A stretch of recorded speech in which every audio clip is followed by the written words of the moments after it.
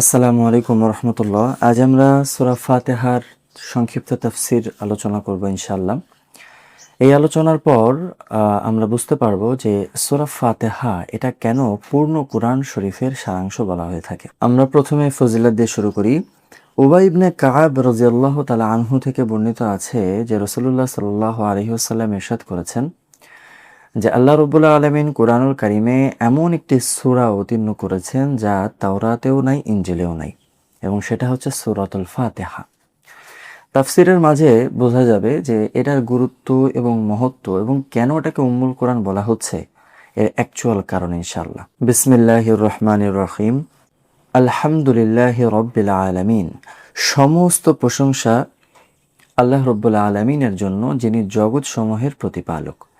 আলহামদু মানে প্রশংসা, আলহামদু মানে প্রশংসা, এবং আশ-শুকরু এটা মানেও প্রশংসা। যেমন খেয়াল করে দেখবেন, আমরা অনেক সময় একজন আরেকজনের প্রতি কৃতজ্ঞতা স্বরূপ বলি শুকরান লাক, মানে তোমার প্রতি কৃতজ্ঞতা।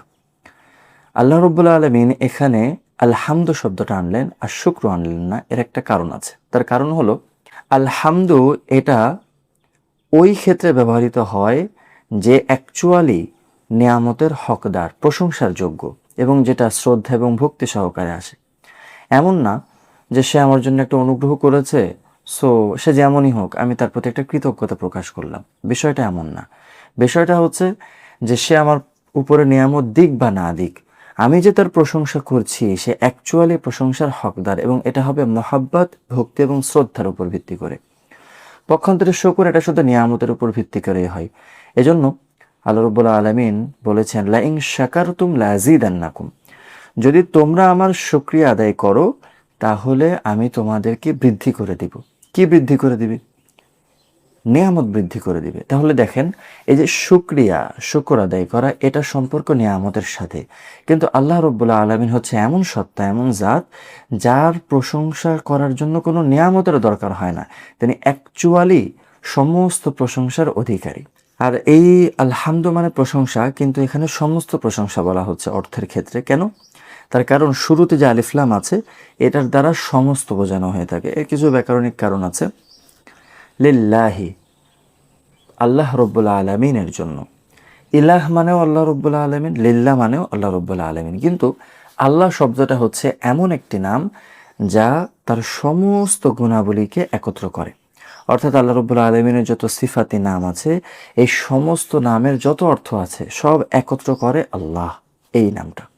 পাশাপাশি ইলাহ এটা আল্লাহ রব্বুল আলামিনের ক্ষেত্রেও ব্যবহৃত হয়, এবং যারা অন্যান্য ধর্মাবলম্বী তাদের প্রতিপালকের, তাদের যারা দেবদেবী আছে, যা প্রতিপালক, তারা যাদেরকে বিশ্বাস করে তাদের ক্ষেত্রেও ইলাহ শব্দটা ব্যবহৃত হয়। তো এজন্য আল্লাহ রব্বুল আলামিন তার একক বৈশিষ্ট্য বোঝানোর জন্য এখানে আল্লাহ শব্দটা উল্লেখ করেছেন, ইলাহ শব্দটা উল্লেখ করেন নাই। রব্বিল আলামিন, রব্বুন মানে হচ্ছে সহজ অর্থ প্রতিপালক। রব্বুনের আরও অনেক অর্থ আছে, যেমন একটা হলো মালিক, একটা হলো মুসলিহ, আরেকটা হচ্ছে মাহবুদ, আরেকটা হচ্ছে সৈয়দুল মুতা, এরকম অনেকগুলো অর্থ আছে। এখানে কোনটা উদ্দেশ্য? এখানে প্রথম তিনটাই উদ্দেশ্য হতে পারে। প্রতিপালক, আরেকটা হচ্ছে মাবুদ অর্থাৎ যার ইবাদত করা হয়, মুসলিহ যিনি সমস্ত জগতের ইসলাহ করেন, অর্থাৎ কোথায় কি দরকার না দরকার নিজাম ঠিক রাখা।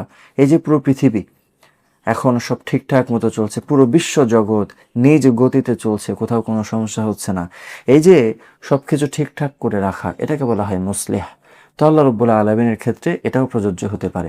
তো সুতরাং রব্বুনের অর্থ প্রথম তিনটাই আমরা গ্রহণ করতে পারি। এরপরে আসে হচ্ছে আলামিন, জগৎ সমূহ। রব্বিল আলামিন মানে জগৎ সমূহের মালিক বা প্রতিপালক। আলামিন মানে জগৎ সমূহ। জগৎ সমূহ দ্বারা কি উদ্দেশ্য? জগৎ সমূহ দ্বারা উদ্দেশ্য হতে পারে যত প্রকার জগৎ আছে সব, অর্থাৎ মানুষের জগৎ, জিনের জগৎ, ফেরেশতা জগৎ, জড় জগৎ, আকাশ, নবমণ্ডল, অর্থাৎ এহকাল পরকাল জগৎ হিসাবে যত কিছু কল্পনা করা যেতে পারে সব কিছুর মালিক বা প্রতিপালক একমাত্র আল্লাহ রব্বুল আলামিন, এবং তার প্রশংসা আমরা শুরু করছি। তো আলহামদুলিল্লাহি রাব্বিল আলামিন মানে সমস্ত প্রশংসা আল্লাহ রব্বুল আলামিনের জন্য, যিনি জগৎ সমূহের প্রতিপালক। আর রহমানির রহিম, তিনি সকলের প্রতি দয়াবান এবং পরম দয়ালু। দেখুন, রহমান এবং রহিম এই দুইটার অর্থ অ্যাকচুয়ালি একই, অর্থাৎ উভয়টাই দয়ার প্রকাশ, উভয়টাই বোঝায় যে আল্লাহ রাব্বুল আলামিন দয়ার অধিকারী, তিনি দয়া দেন। কিন্তু এর ব্যবহারিক একটা পার্থক্য আছে, সেটাই আমি আপনাদেরকে বলছি। আর রহমান মানে হচ্ছে এমন দয়া যা যা দ্বারা সকলে উপকৃত হয়, কিন্তু সেটা লিমিটেড, একটা নির্দিষ্ট মেয়াদের জন্য। সুতরাং এই রহমান মানে হচ্ছে আল্লাহ রাব্বুল আলামিন যে যেমন মুসলমানদের উপর আল্লাহ রাব্বুল আলামিন দয়া করেন, তেমন কাফেরদের উপরে আল্লাহ রাব্বুল আলামিন দয়া করেন। অর্থাৎ যারা আল্লাহকে মানে এবং যারা আল্লাহকে মানে না, তাদের সকলের প্রতি আল্লাহ রাব্বুল আলামিন দয়া দেখান, কিন্তু এটা লিমিটেড।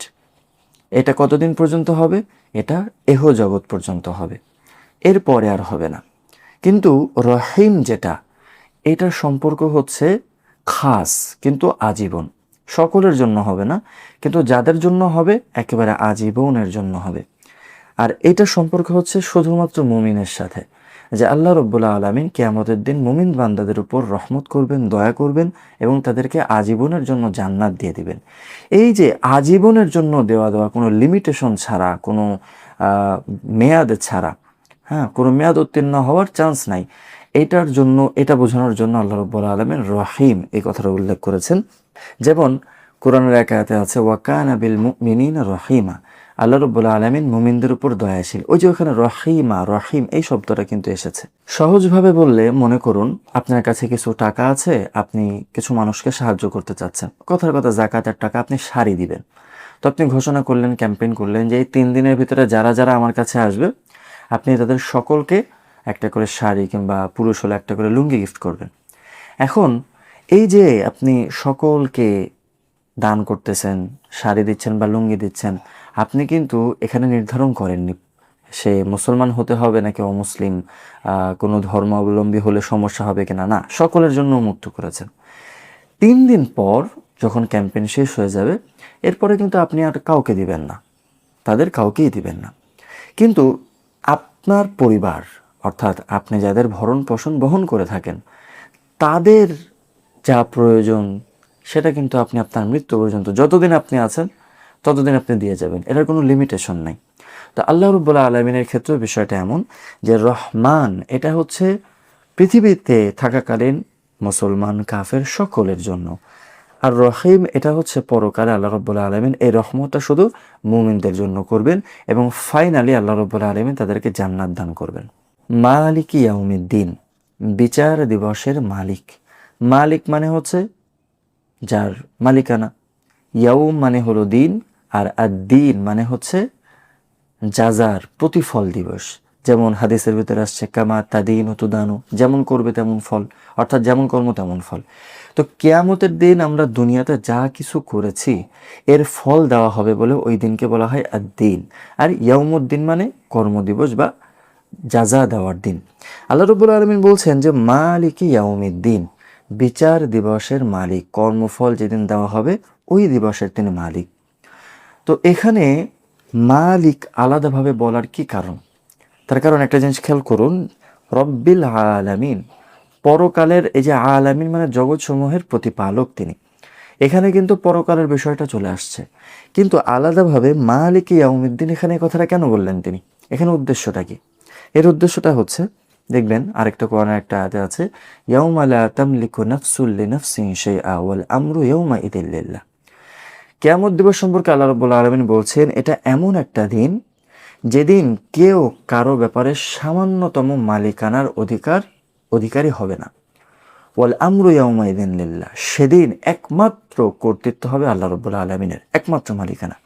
অর্থাৎ এই যে দুনিয়ার জগৎ, এখানেও কিন্তু একমাত্র মালিক হচ্ছে আল্লাহ রাব্বুল আলামিন, কিন্তু এরপরেও আল্লাহ রাব্বুল আলামিন আমাদেরকে, মানুষদেরকে কিছু মালিকানা দান করছেন, সাময়িকভাবে হলেও। তো এই মালিকানার উপর ভিত্তি করে হলেও তো আমরা মালিক। কিন্তু যখন কিয়ামত সংগঠিত হবে, তখন আল্লাহ রাব্বুল আলামিন ছাড়া আর কেউ মালিকানা হবে না। যখন তিনি জান্নাত জাহান্নাম পুরস্কার এবং শাস্তি দেওয়ার মুহূর্ত যখন চলে আসবে, তখন কেউ কাউকে বাঁচানোর, কেউ কারো উপকার করার, কেউ কারো একটা কিছু করার, যে না আমার জান্নাতটা আমি তাকে ওই জান্নাতের জায়গাটা দিয়ে দেবো, এটা কারো পক্ষে করাই সম্ভব হবে না। ওয়াল আমরু ইয়াওমা ইদিন লিল্লাহ, ওই দিন একমাত্র ক্ষমতা আল্লাহ রাব্বুল আলামিনের থাকবে, কর্তৃত্ব একমাত্র আল্লাহ রাব্বুল আলামিনেরই থাকবে। তো সেটাই বোঝানোর জন্য আল্লাহ রাব্বুল আলামিন বলছেন মালিকি ইয়াউমিদ্দিন, বিচার দিবসের মালিক। ইয়্যাকা না'বুদু ওয়া ইয়্যাকা নাস্তাঈন, আমরা একমাত্র তোমারই ইবাদত করি এবং একমাত্র তোমার কাছেই সাহায্য চাই। এই আয়াতটাতে চমৎকার কিছু বিশ্লেষণ আছে যা আমাদের সকলের বোঝা দরকার। এক নাম্বার, দেখুন এতক্ষণ আমরা আল্লাহ রাব্বুল আলামিনের সাথে আমাদের সম্বোধন ছিল সে করে, সে আকারে, অর্থাৎ সমস্ত জগতের মালিক তিনি, তিনি পরম দয়ালু, তিনি সকলের প্রতি দয়াবান, তিনি বিচার দিবসের মালিক, তিনি সে, আমাদের সম্বোধন ছিল এইভাবে। এখন আমরা হঠাৎ করে কি বলছি, আমরা তোমার ইবাদত করি, আমরা তোমার কাছে সাহায্য চাই। এই যে সে থেকে তুমিতে চলে আসলাম, এটাকে বলা হয় ইলতেফাত, বালাগাতের পরিভাষা, আরবি সাহিত্যের পরিভাষায়, এবং এটার আলাদা একটা মাধুর্য আছে আরবি সাহিত্যে।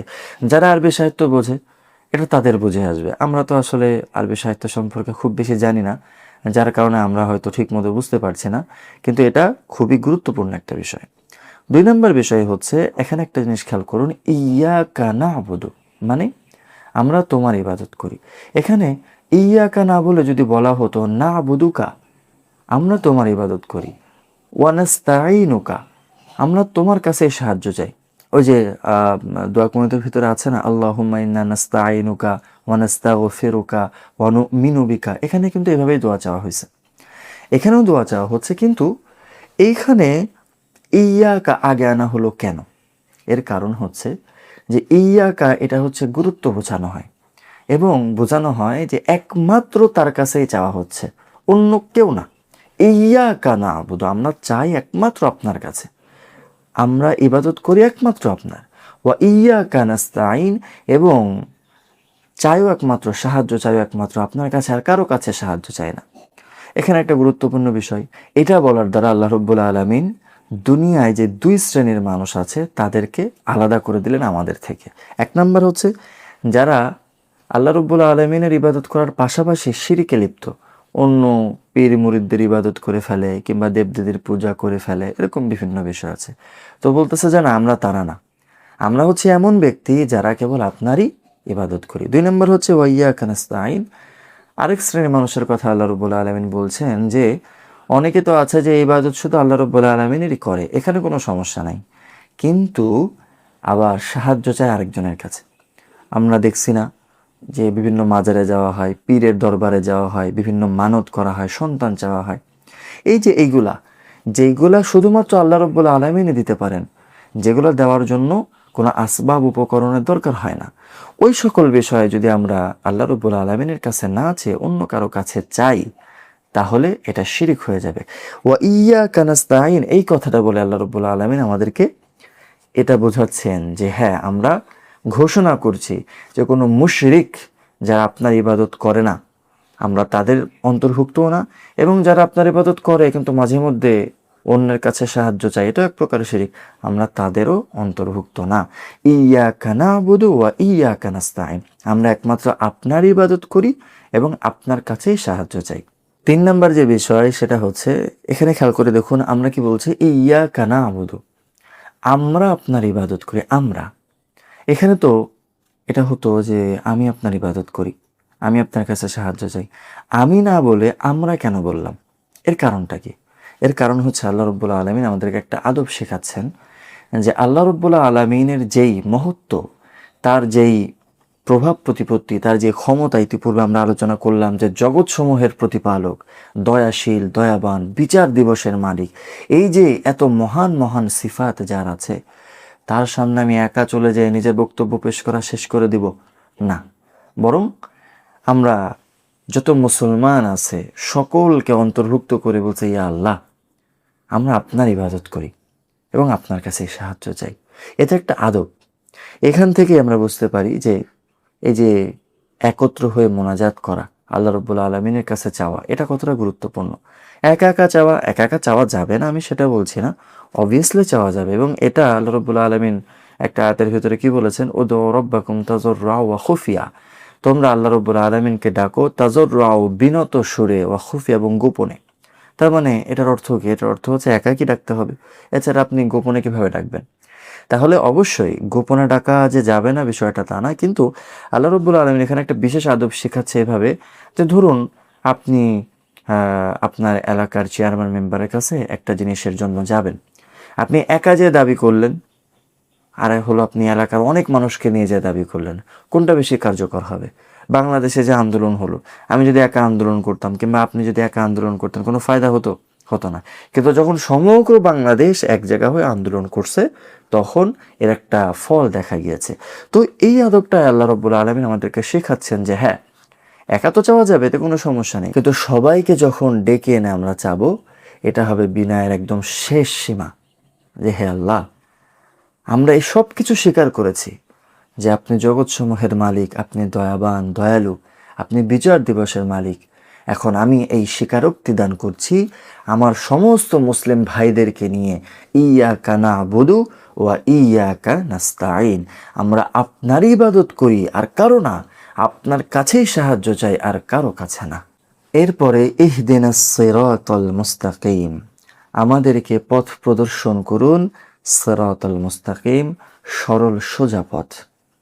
ইহদিনা মানে আমাদেরকে পরিচালিত করুন, আমাদেরকে দেখান বা আমাদেরকে ওই পথে হাঁটান।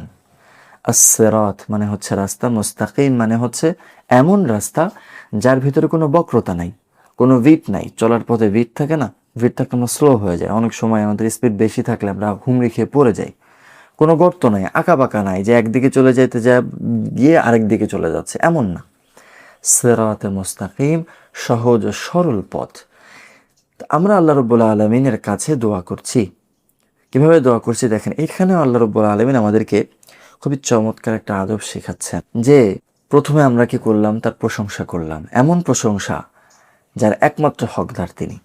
এরপর আমরা মালিক ইয়াউমিদ্দিন, বিচার দিবসের মালিক, এই কথাটা বলে স্বীকারোক্তি দিলাম যে হ্যাঁ, ওই দিনের মালিকানা একমাত্র আপনার, আমি যাই করি এর প্রতিফল একমাত্র আপনি দিবেন, অন্য কেউ দিতে পারবে না। এরপরে যে আমরা মাথা নত করলাম তার ইবাদতের সামনে, তার প্রভুত্বের সামনে, তার রুবুবিয়াতের সামনে, এবং নিজেদেরকে অসহায় প্রমাণ করে বললাম যে হ্যাঁ, আপনার কাছে সাহায্য চাই, আপনার কাছে ইবাদত করি।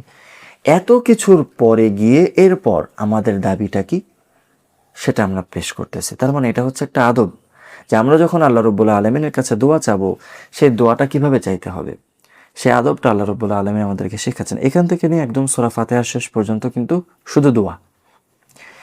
ইহদিনাস সিরাতাল মুস্তাকিম, আমাদেরকে সরল সঠিক পথ প্রদর্শন করুন। এখন সরল সঠিক পথ কোনটি, এটা আল্লাহ রাব্বুল আলামিন আমাদেরকে ক্লিয়ার করছেন। সিরাতাল্লাযীনা আন'আমতা আলাইহিম, তাদের পথ আপনি যাদেরকে নিয়ামত দান করেছেন। সিরাত মানে হচ্ছে রাস্তা, আল্লাযীনা আন'আমতা আলাইহিম, যাদের উপর আপনি নিয়ামত দান করেছেন। এই যে আল্লাহ রাব্বুল আলামিন সিরাতাল্লাযীনা আন'আমতা আলাইহিম, এই যে আলাদা করে সিরাতে মুস্তাকিমের একটা ব্যাখ্যা দিলেন, এর কারণ কি?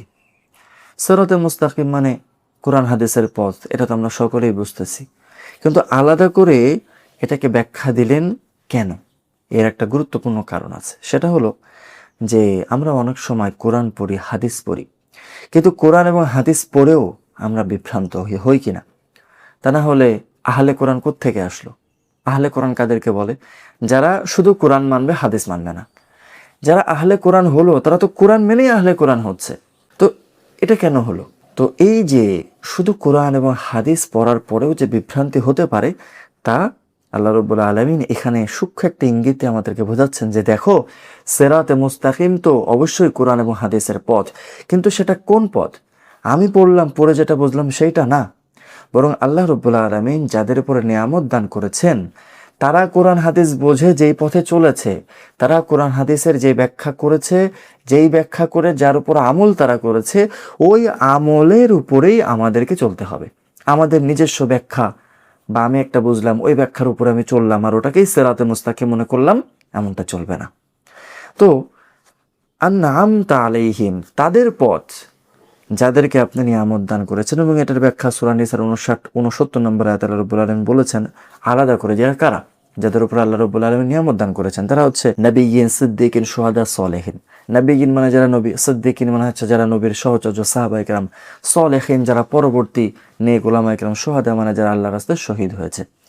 তো সার কথা হলো যে মানউম আলাইহিম, অর্থাৎ যাদেরকে আল্লাহ রাব্বুল আলামিন নিয়ামত দান করেছেন, আমাদেরকে তাদের পদাঙ্ক অনুসরণ করে চলতে হবে। শুধু কোরআন হাদিস সামনে রেখে নিজের মন মতো ব্যাখ্যা দিয়ে ওইটাকে সিরাতে মুস্তাকিম বলে চললে হবে না।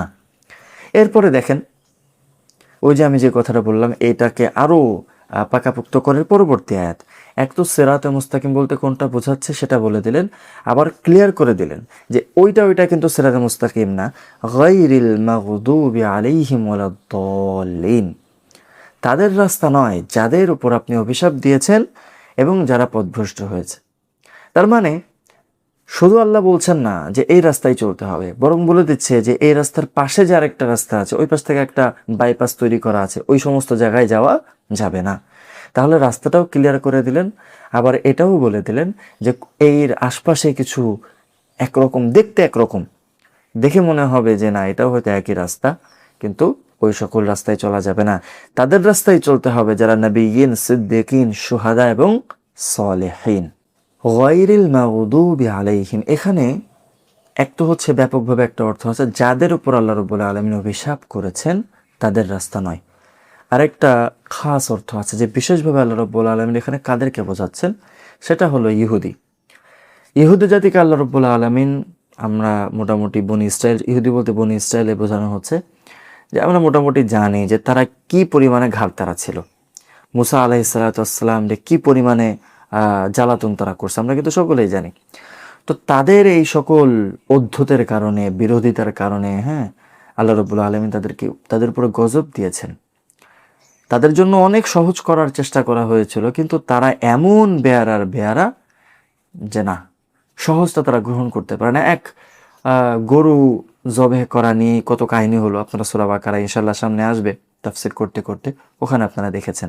তো গায়রিল মাগদুবি আলাইহিম, আপনি যাদেরকে অভিশাপ দিয়েছেন তারা না, ওয়ালাদ-দাল্লিন, এবং যারা পথভ্রষ্ট হয়েছে। এখানে পথভ্রষ্ট দ্বারা উদ্দেশ্য হচ্ছে খ্রিস্টান, বিশেষভাবে উদ্দেশ্য হচ্ছে খ্রিস্টান, কারণ তারা মূলত ধর্মটাকে মানারই চেষ্টা করছিল। ইহুদিরা যেরকম ধর্ম থেকে নিজেদের উদ্ধত করে বিদ্বেষ পোষণ করে অন্যদিকে যাওয়ার চেষ্টা করতেছিল, খ্রিস্টানরা কিন্তু বিষয়টা তা ছিল না, ওরা ধর্ম পালন করারই চেষ্টা করতেছিল, কিন্তু ওরা না জেনে বুঝে ঈসা আলাইহিস সালাতু ওয়াস সালামকে প্রভু দাবি করে বসলো, হ্যাঁ, এবং তার সামনে যখন অন্য কাউকে শুলিতে চড়ানো হলো তাকেই তারা ঈসা মনে করে ফেললো। এই যে অজ্ঞতা, তারা ধর্মটা মানতে চেয়েছিল কিন্তু এরপরেও তারা পথভ্রষ্ট হয়ে গিয়েছে তাদের অজ্ঞতার কারণে। তো আল্লাহ রাব্বুল আলামিন বলছেন যে ইহুদিদের রাস্তায়ও চলা যাবে না, খ্রিস্টানদের রাস্তায়ও চলা যাবে না। তারা উভয় কি করেছে, নিজেদের খেয়াল খুশি মতো দেখেছে, তারা একটা ব্যাখ্যা করেছে। পরবর্তী জন সেই ব্যাখ্যা করতে করতে মূল যেই তাওরাত ছিল, মূল যে ইনজিল ছিল, সেটাই পরিবর্তন হয়ে গিয়েছে।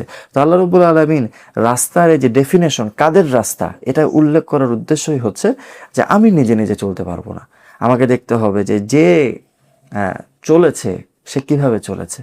আপনাকে একটা উদাহরণ দিই, মনে করেন আপনি এখান থেকে ঢাকা যাবেন, আমি আপনাকে বলে দিলাম যে এখান থেকে এভাবে এভাবে যেতে হবে, আপনি যেতে পারেন, অস্বাভাবিক না, সম্ভাবনা আছে আপনি চলে যাবেন।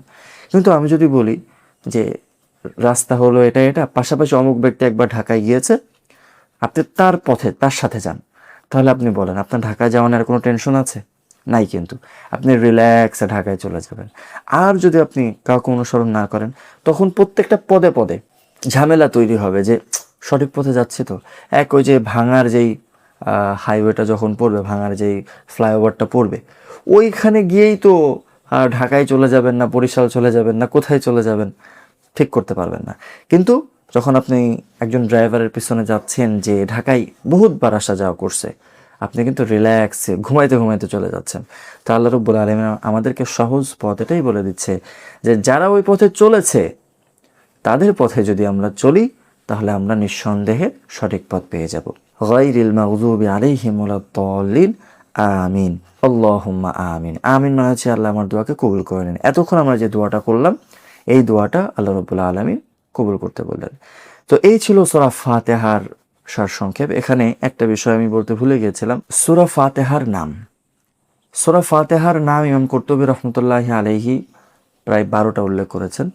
তো এর ভিতরে আরও অনেকে অনেক রকম উল্লেখ করেছে। 8টা হচ্ছে সবচেয়ে বেশি প্রসিদ্ধ। 1 নাম্বার হচ্ছে ফাতিহা, 2 নাম্বার হলো উম্মুল কিতাব। উম্মুল কিতাব মানে হচ্ছে কিতাবের মা বা কিতাবের মূল। অর্থাৎ এই যে আমরা সূরা ফাতিহা, এই যে পুরো কোরআন শরীফের যা আছে এর সার কথা উম্মুল কিতাবে চলে আসছে, যা আমার তাফসিরে আপনারা ইতিমধ্যে আশা করি বুঝতে পেরেছেন। ওয়াসাবউল মাসানি, এটা আল্লাহ রাব্বুল আলামিন সরাসরি বলেছেন যে আমি তোমাকে কোরআনে আজিম ওয়াসাবউল মাসানি দান করেছি। ওই যে আয়াতটা হচ্ছে ওয়ালাকাদ আতাইনাকা সাবআম মিনাল মাসানি ওয়াল কোরআনুল আযীম। এরপরে হচ্ছে শাফিয়া মানে শেফা দানকারী, পরিত্রাণ দানকারী। এর 2টা অর্থ। একটা হচ্ছে যে মুমিন হিসাবে সে আমাদেরকে শেফা দান করবে, আমাদের অন্তরকে শেফা দান করবে। আরেকটা হচ্ছে এটা দ্বারা ঝাড়ফুঁক করা যায়। সূরা ফাতিহা পড়ে বলা হয়ে থাকে যে সূরা ফাতিহা 7 বার পরে যে কোনো রোগের নিয়ত করে যদি পানিতে ফু দেওয়া হয় এবং সেটা যদি পান করা হয়, হাদিস দ্বারা প্রমাণিত, এটা আল্লাহ রাব্বুল আলামিন আরোগ্য দান করে। সেই হিসেবে এটার নাম শাফিয়া। ওয়াফিয়া, ওয়াফিয়া মানে পরিপূরক, মানে পুরো কোরআন শরীফে যা আছে কেউ যদি সূক্ষ্মভাবে বিশ্লেষণ করে সে বুঝতে পারবে যে এই সূরা ফাতিহাটা সমস্ত কোরআনের পরিপূরক। কাফিয়া মানে যথেষ্ট। কাফিয়া মানে যথেষ্ট, অর্থাৎ একজন মুমিনের দ্বীনের পথে চলার জন্য কেউ যদি সূক্ষ্মভাবে চিন্তা করে তাহলে অ্যাকচুয়ালি সূরা ফাতিহাই যথেষ্ট। এরপরে আসাস, ভিত্তি, দ্বীনের মূল ভিত্তি। দ্বীনের মূল ভিত্তি কিভাবে দেখুন। 1 নাম্বার হচ্ছে আকিদা। দ্বীনের মূল ভিত্তি কি? 1 নাম্বার আকিদা, 2 নাম্বার ইবাদত, 3 নাম্বার হচ্ছে এই পথে চলে জান্নাত পাওয়া। এরকম বেশ কিছু আকিদা আছে। তো দেখেন, আমরা কিন্তু সূরা ফাতিহাতে প্রথমে আল্লাহ রাব্বুল আলামিনের প্রশংসা করছি, তার একত্ববাদ স্বীকার করছি, তার সিফাত স্বীকার করছি, পরকাল স্বীকার করছি এবং তার ইবাদতের স্বীকারোক্তি দিচ্ছি, তাকে মাবুদ হিসেবে কবুল করছি, তার কাছে সরল সঠিক পথের দোয়া করছি এবং জান্নাতে যেতে চাচ্ছি। এটাই কিন্তু দ্বীনের ভিত্তি, এটাই কিন্তু দ্বীন। এর বাইরে কিন্তু দ্বীন না। ওয়াল হামদ, এবং হলো প্রশংসা। এই যে সূরা ফাতিহায় তো প্রশংসা আছে, তার উপর ভিত্তি করে এটাকে হামদ বলা হয়। তো এই ছিল আলহামদুলিল্লাহ আমাদের সূরা ফাতিহার সংক্ষিপ্ত তাফসির। তাফসির করলে আসলে শেষ নাই, বড় বড় তাফসির কিতাব লেখা হয়েছে। তবে আমরা সাধারণভাবে বুঝতে বা প্রাথমিক পর্যায়ে আমাদের জন্য এতটুকু ইনশাল্লাহ যথেষ্ট হবে। তো আল্লাহ রাব্বুল আলামিন আমাদের সকলকে সূরা ফাতিহার দ্বারা পরিপূর্ণরূপে উপকৃত হওয়ার তৌফিক দান করুন। ধারাবাহিকভাবে ইনশাল্লাহ একেবারে ইচ্ছা আছে পূর্ণ কোরআন শরীফ ধারাবাহিকভাবে অল্প অল্প করে তাফসির করে শেষ করার। আপনারা সকলেই চেষ্টা করবেন এই তাফসিরের বরকতময় ক্লাসে অংশগ্রহণ করার। আল্লাহ রাব্বুল আলামিন আমাদের সকলকে তৌফিক দান করুন। আসসালামু আলাইকুম ওয়া রাহমাতুল্লাহ।